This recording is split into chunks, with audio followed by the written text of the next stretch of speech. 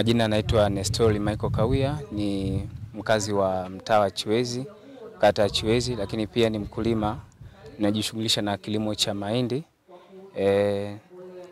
Nimeanza kulima mwaka jana nikiwa na ukubwa wa ekari 2 kuanzia mwaka jana, na ni mtu ambaye natumia sana mbolea za kupandia, kukuzia, kubebeshea na kadhalika.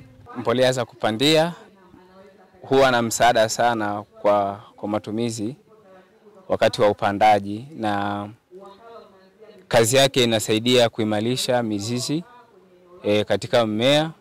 Lakini pia mbolea ya kukuzia inatusaidia pia kupata mazao mengi, ambayo inafanya kazi ya kukuzia mahindi yakiwa tayari yameshaota. Pia inaongeza mavuno na inatupa tija kwa sisi wakulima. Lakini pia mbolea ya kubebeshea pia inatumika katika hatua ya ubebaji wa mmea. Hizi mbolea tunavyokuwa tunazitumia ni nzuri sana kwa sababu zinatuongezea kipato. Kwa hiyo nilikuwa na shauri vijana wenzangu mjikite kwenye kilimo. Kilimo kinalipa, kilimo kinatutoa sehemu moja kwenda sehemu nyingine. Tunamshukuru sana Mheshimiwa Daktari Samia Suluhu Hassan kwa kazi anayoifanya. Ameweza kutuwekea ruzuku katika hizi mbolea.